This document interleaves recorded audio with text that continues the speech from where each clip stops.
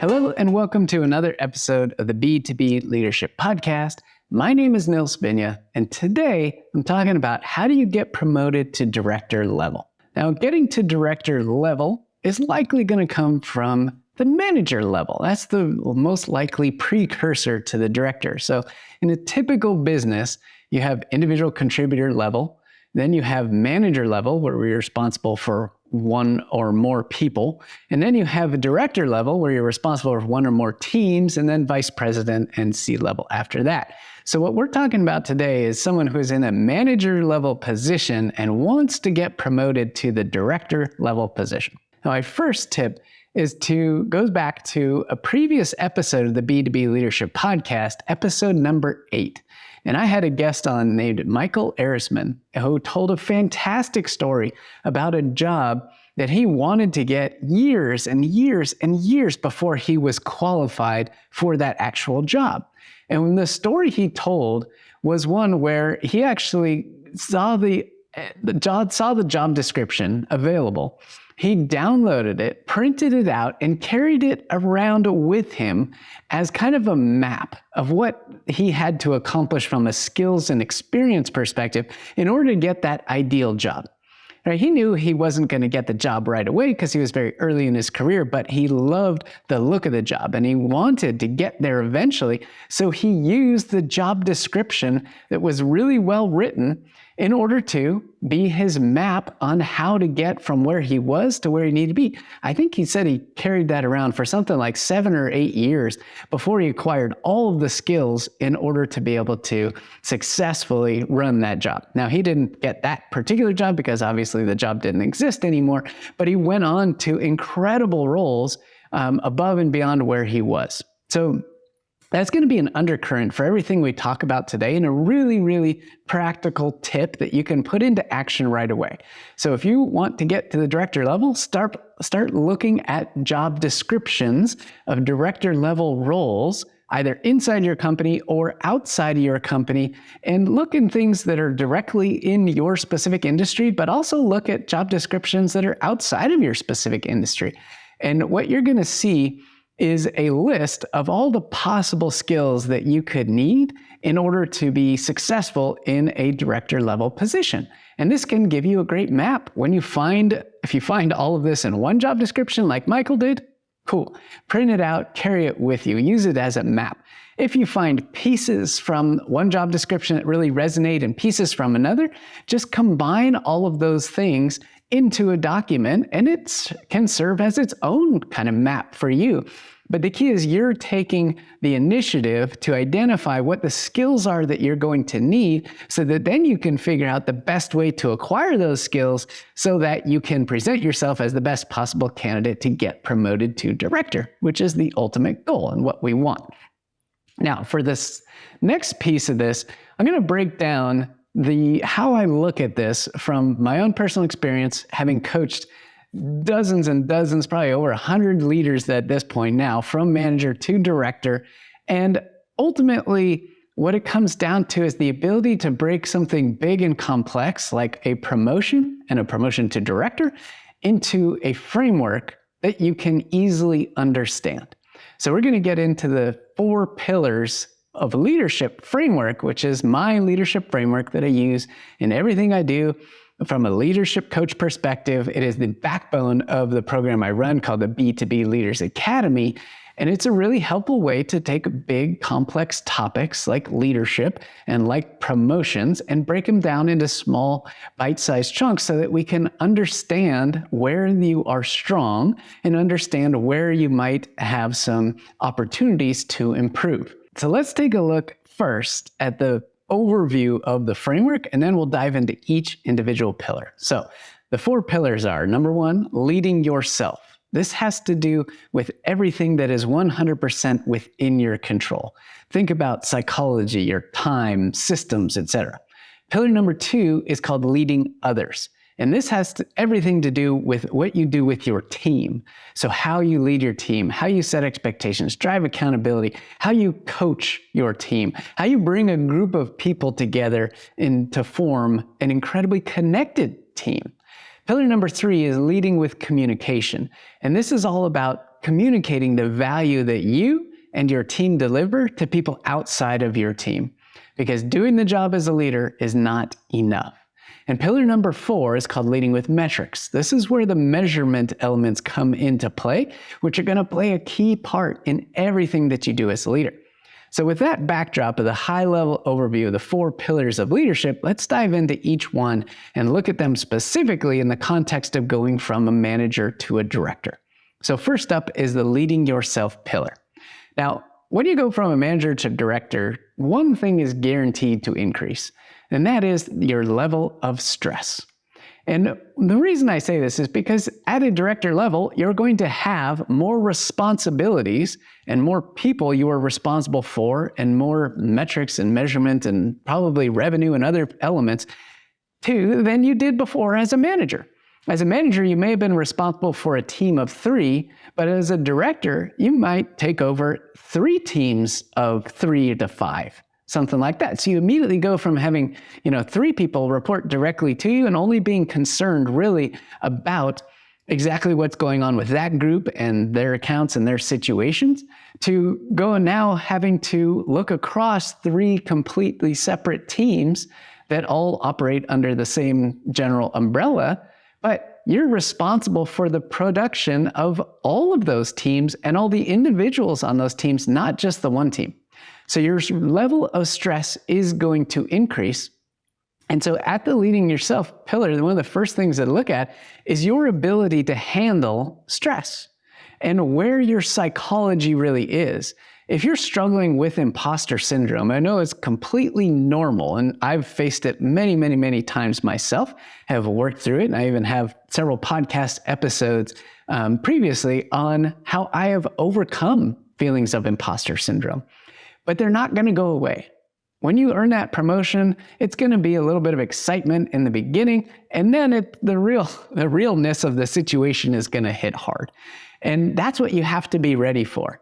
You have to have really strong leadership psychology. In order to do that, you got to do some things for yourself that are really well, like understanding what it is that you are naturally talented to do. Because if you get into that director level position and try to just do what you did in the manager position, there's a good chance that what you did before, just like the great title in one of the greatest books ever did, what got you here won't get you there, right? So you have to be ready to evolve your leadership. And that starts with a deep understanding of who you are, how you work, what you are naturally talented to do, so that you can ultimately build a team around you that complements your strengths. Another major area that you're going to need to focus on in the leading yourself pillar is really the systems that you have in place. If everything is ad hoc, it's manageable in a team setting. Like, you can get away with a lot when it's just you and a few people. Even up to 6 or 7. It gets a little more unwieldy the greater the number. But when you go to the director level, if you don't have systems in place and you don't understand what a systems-based approach to leadership really means, you're going to struggle because you will forever be pulled in a million different directions. And if you have no way to place any kind of structure on top of the demands that are going to come at you every single day, there's no possible way you're going to feel good and confident in that situation, which will contribute to feelings of imposter syndrome, which then will add to more stress, and it's a downhill cycle from there. So the leading yourself pillar is an area that I find often overlooked when people are trying to go from manager to director. And these are not silver bullet things that you just do one thing and all of a sudden you're magically perfect and ready for the next step. It's not what I'm talking about here. What I'm talking about is building the psychological strength to be able to handle a more stressful environment with more responsibilities and more demands on you before you ever get there. Because if you can demonstrate how you've done that, that will go a long ways towards making sure that you are the best possible person to put into that director level position when the opportunity arises. Now let's look at the leading others pillar, pillar number 2. And this has everything to do with how you engage and interact and build your team. So now going from one team and perhaps 3 to 5 or 7 people, and now going to more or less more of a department where you have a group of teams that report into you as a director, your ability to bring people together under a unified vision becomes increasingly important and is one of the key skill sets I would look at if I were looking for a director to potentially put into that position.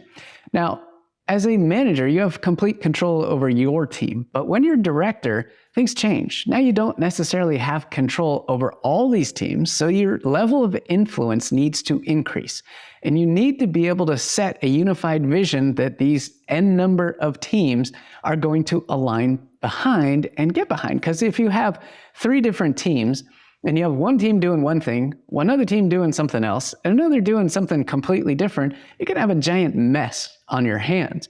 So this is where bringing people together under a unified vision becomes incredibly important. My favorite tool to do this is to build a connected team. And a connected team for me consists of a team with a really strong identity, a team that knows exactly what it means to be part of this team, a team that understands and can clearly articulate the purpose of why they exist, and a team that has a set of core values that represent what the essence is of what it means to be part of that team, and a brand that wraps all of that together. Now, I've run these sessions with myself and my teams in the past.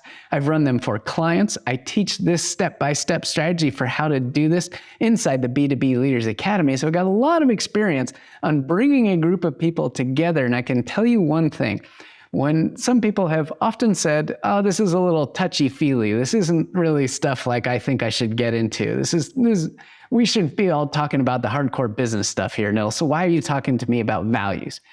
And I can tell you that this is the stuff that when people don't pay attention to something, but it gets results, that's where you should focus, right? As a leader, you got to look for the opportunities where everybody else says, yeah, I know I should do that, but they don't. This is one of them. So if, your team essentially today, let's say you run a customer success team and you want to be the customer success director. I went through this in my personal career. If your team is, in my case, is Nils's team, and you go to director and now Nils's director and I work for Nils's department, that's wrong. That is exactly the opposite of what you should be, because it's all about you. It's not about the other people. And so getting to the director level means that you have to expand your influence, and that means that you have to bring people along with you instead of just being the center point at the top. So the higher up you go, the less direct attribution to you there should be from a success and results, but you are the facilitator of all of that. So in order to make progress here, you have to build a team identity. Now, when you're managing a team, and then you transition to managing managers, things change, right? You're no longer managing direct work from individual contributors like you were when you were a manager, because you have a layer of managers between you and the people doing the actual work. And this can be a real challenge. And I've helped many, many leaders navigate through this and shift their mindset, because managing individual contributors is different than managing managers. So one of the most important skill sets that I want to drive home here in this leading others pillar to help you manage managers is the fact that you need to have fewer answers, even than you did as a manager. And what I mean is you have to use a set of coaching skills. And to be a great coach, you have to understand what it means to not have the answers, and then understand how to help other people discover the answers for themselves. That's where true growth comes from. So it sounds ironic to say, but actually, the fewer answers you have, the more effective you will be as you progress through your leadership career. And this can feel really daunting at first. Some of my biggest case studies in the B2B Leaders Academy did not believe what was going to happen when they approached their situations from this coaching perspective, not having the answers. But they followed the step-by-step guidance that I laid out for them and taught them how to use coaching skills in their environment, and they were met with tremendous results. Results like people taking initiative that they had never seen before, the team coming together in a different way, receiving unsolicited feedback from their managers and even the people that they interact with at the individual contributor level, that they really appreciate the leadership that this person is demonstrating. And it's absolutely a massive transformation that's possible for anybody. And if you do not understand what I'm talking about here, and you do not currently use a set of coaching skills where you don't have the answers today, you cannot be successful and will not be successful in a director level position. For the sole fact that you can't have the answers to every problem that's going to occur when you transition from manager to director. So in order to overcome this, you have to acquire these skills, put them into practice, and get just used to using them so that you can demonstrate how you've already been acting like this before you get into that director level position. And then when you get into the director level position, it becomes much, much easier to navigate because you don't have any answers. Right? So this leading others pillar is all about transitioning from managing the individual contributors that work for you, to managing managers. And managers are going to go through the same challenges you went through as a manager, but your ability to help them will be determined less on your ability to have answers and more on your ability to help them discover answers for themselves. Now let's talk about pillar 3, leading with communication. So this pillar is all about communicating your value and your team's value outside of your immediate team. And oftentimes what I've found is that leaders struggle with this because they feel like they have to toot their own horn. They have to brag about what it is they do. They have to put themselves in an uncomfortable position talking about themselves as opposed to talking about somebody else. Or maybe they feel like they don't want to say that they're the sole reason why this particular project was successful or we hit this metric, whatever it is.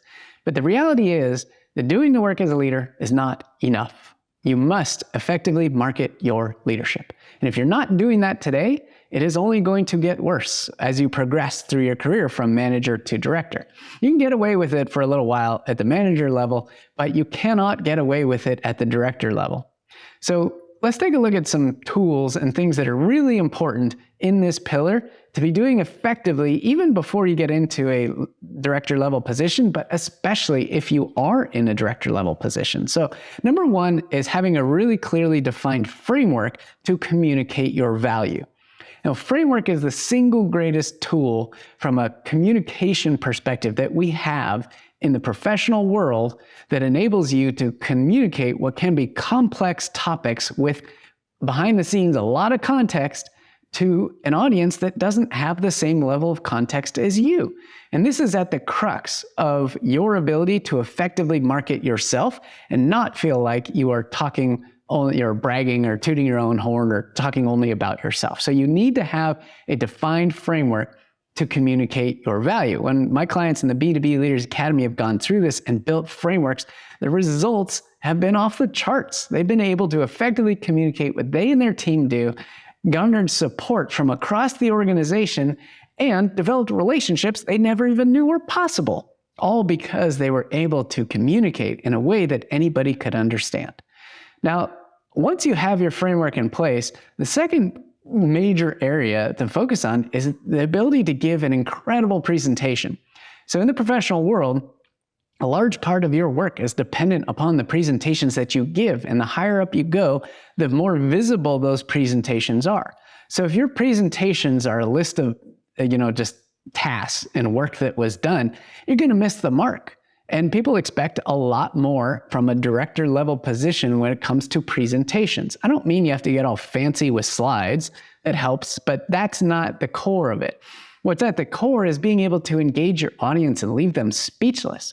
And knowing how to do this is really, really important. And if you're not doing that today, it's going to be a lot harder in the director level position because there will be more eyes on your output. Now, the other main area I want to mention here in this leading with communication pillar is the reminder that other people outside of your group and your teams that you manage in that position, they don't know about you. So they're not going to know about you until you tell them.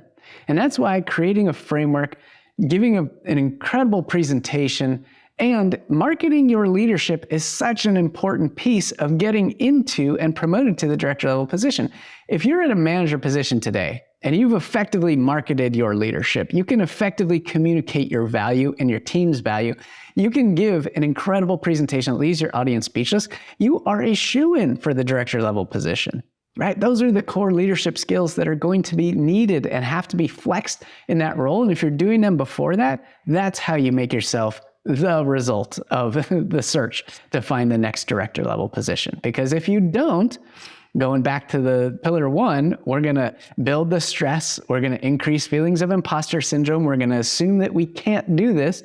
And that's just not true. You can, but you have to have the right training. You have to have the right set of tools, and you have to have the right support from a coaching perspective to help you navigate these things, which other people have already done before. Now, the last pillar we're going to look at is pillar 4, leading with metrics. And metrics are incredibly important no matter what position you're in. But as you progress and as you go from a manager to a director, the level of importance that metrics will play will increase, because the scope of your role will increase and your impact on your department and ultimately your company is going to increase as well. So a couple key things you have to have in place from a metrics perspective are really come in the form of scorecards that I like to call them. So I prefer that you got to have a personal scorecard. Now, this scorecard tracks a set of KPIs that are directly related to you and your progression as a leader, your performance as an individual, the things that you want to get done every day. This is how you keep track of whether or not you're on track for making the progress that you want to make. This is 100% just within you. It does not need to be shared. This is a personal scorecard. Now, the other scorecard that is critical is a team scorecard. So when you're a manager, there should already be in place a team KPI scorecard that you and the team are reviewing on a regular basis to understand where you are against your goals and the progress that you are making. And when you get to the director level position, now all of a sudden you have 3 different teams or more. I'm just making this up for example's sake. But let's say you have 3 teams. Well, you have 3 teams and maybe they have different scorecards. And maybe all those scorecards roll up into something else. Well, if you don't have a structure to follow, if you don't understand how to use metrics to drive performance, it's going to turn out like a bunch of garbage that with a million different metrics and a million different things tracked, and nobody knows what decisions can actually be made based on the information that we have. I mean, we've all seen this in the world, especially in the SaaS world, where there's no shortage of data and there is no shortage of metrics. But the real question is, what are the decisions being made based on all this data? And if you're not able to answer that today, that's got to be someplace that you focus on from a training and development perspective. And that's why I love having the personal scorecard, because it helps set the stage. If you do this really well for yourself, and you do it really well for your team when you're a manager, then you can do this really well as a director when you have a set of teams reporting into you. Right? The other major area that comes in the metrics space is how your team understands the relationship between the work that they do and the goals of the company. Now, in every business, there are varying degrees of success with this. And it's probably one of the biggest problems across the board in any professional business, period, is that people doing the work, anybody at an individual contributor level, will often say, I don't understand how the work I do relates to what I just heard my CEO say is our goals for the next year. And this is a massive missed opportunity when leaders don't know how to use metrics to tie the connection between the goals of the company and the work that the individuals perform. So you need to understand the relationship between those two and understand the levels of metrics that are required to work with your team so that they understand 100% guaranteed that their work influences other work, which influences ultimately metrics. And that is not an easy thing to do. And there's a set process that I go through in the B2B Leaders Academy to do this, but it is really, really important the further you progress. So as you think about this director level position, you're going to be reporting on department level metrics. And if somebody doesn't understand how their work even relates to the department level metrics, then you got a problem. Because what do we do when we don't understand how our work relates to something bigger? We kind of assume that we're just doing it for the sake of doing it and probably going to get a lower output than if we really understood the meaning behind our work and how important it was, and then took that energy and put it into the work so that we could ultimately drive the goals of the company. So this leading with metrics is an incredibly important piece. It's not the only piece, right? Oftentimes, metrics and measurement and KPIs and stuff kind of overtake everything. And that's why I shared with you these 4 pillars, because you have to have distinct skills in each of these pillars in order to be successful and get promoted into a director level position. So again, they're leading yourself. This is everything that you control. Leading others, the skills and tactics needed to lead your team. Leading with communication, how you're going to communicate the value of you and your team beyond your team. And then leading with metrics, how you're going to measure everything, tie it all together, and use metrics to drive performance so that you can definitively say, this is how your work directly impacts our company goals. So if anything I covered today piqued your interest, I encourage you to go to B2B, the letter B, the number 2, the letter B, leadersacademy.com, where you can see how we bring a worldwide community of leaders together through content, community, and coaching to ensure that you are empowered with the tools to confidently handle any leadership situation. You'll see a description of the program, case studies. You can even watch a demo and find out exactly how everything works.